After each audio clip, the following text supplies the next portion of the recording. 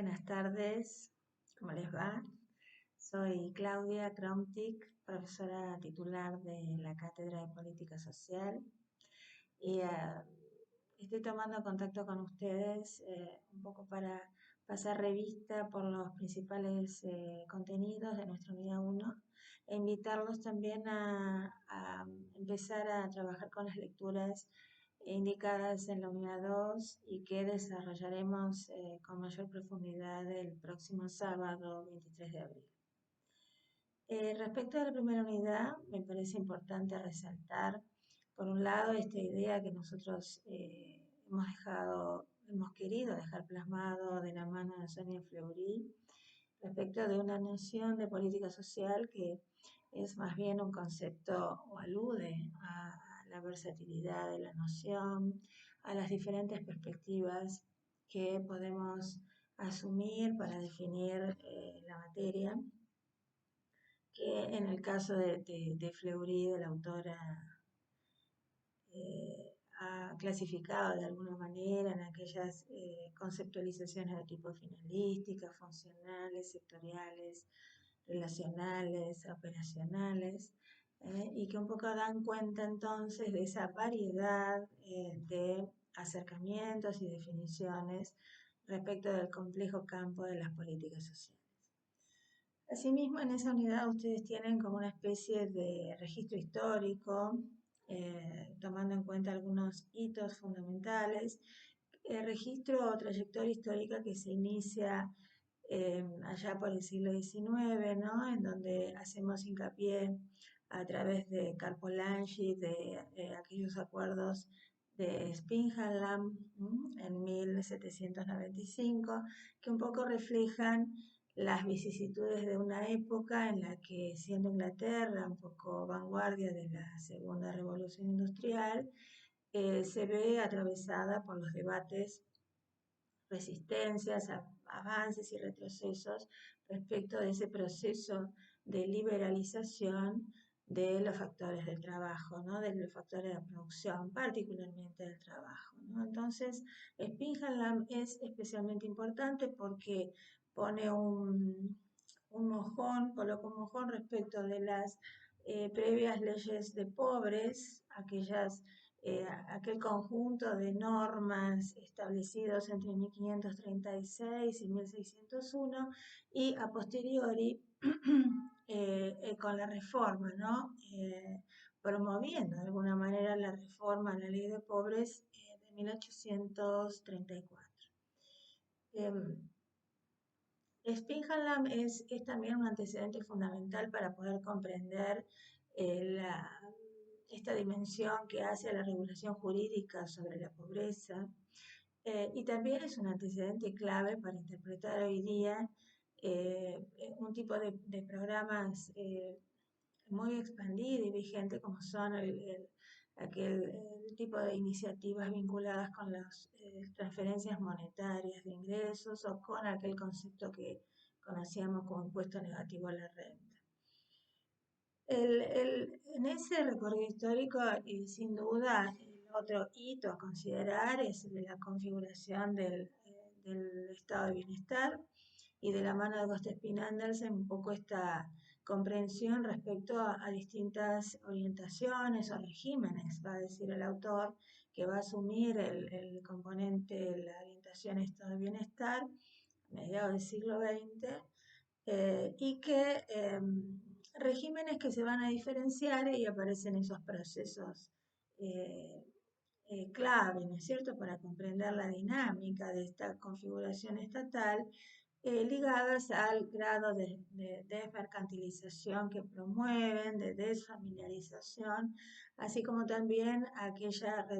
grado de reducción en la estratificación social, ¿no? Un poco entendiendo que el estado de bienestar va a procurar reducir nuestras dependencias, básicamente las tres dependencias fundamentales: del mercado, de la familia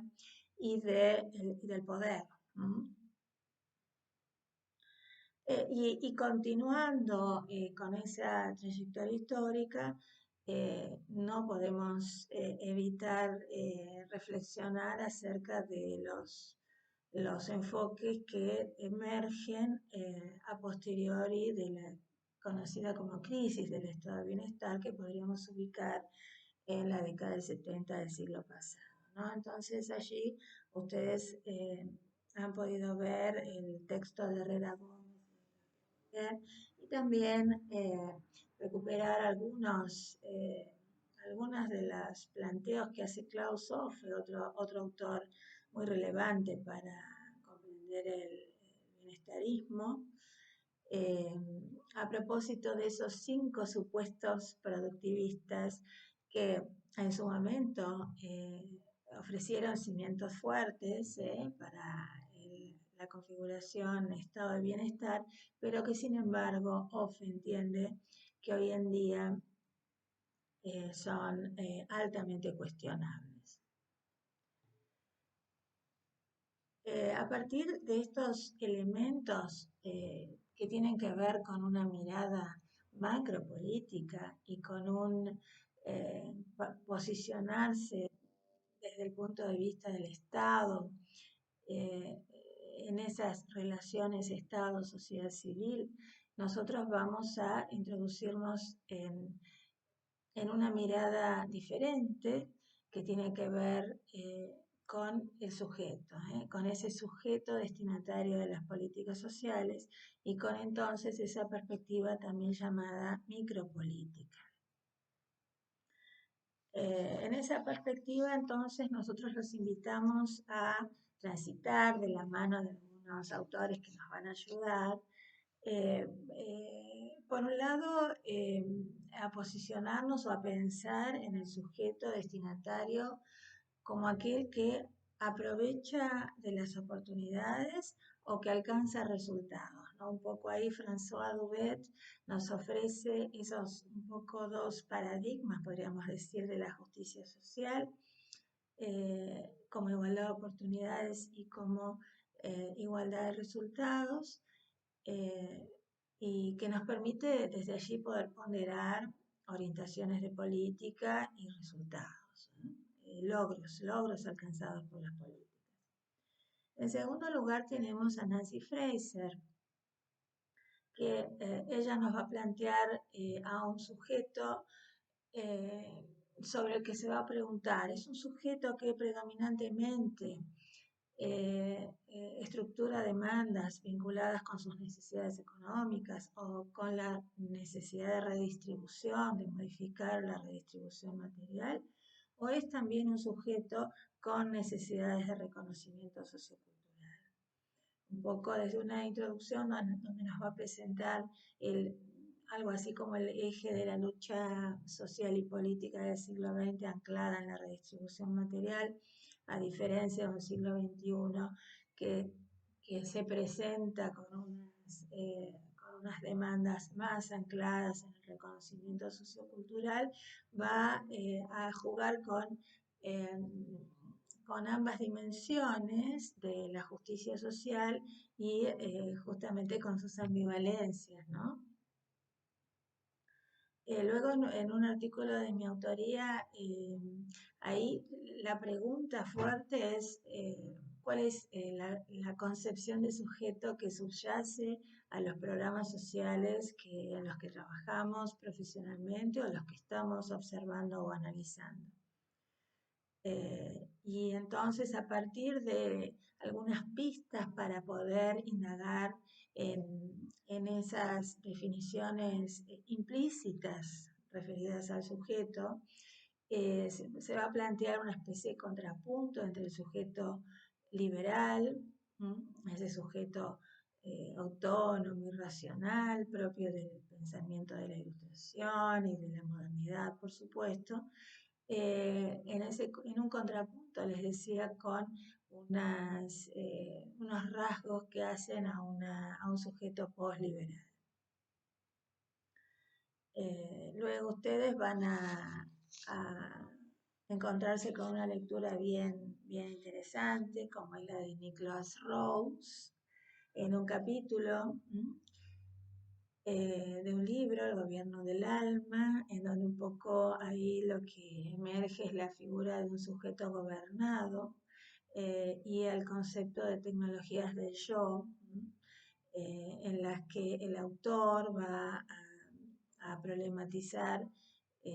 la producción de ciudadanos libres en el marco de las democracias liberales avanzadas, ¿no? Un poco esa perspectiva de proyección hacia adelante tiene que ver con estas democracias liberales avanzadas y también con sociedades postindustriales, ¿no? Que son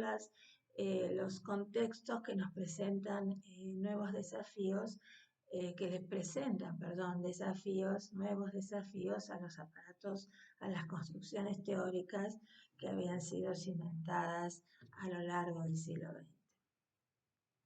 Finalmente, pensando en la experiencia argentina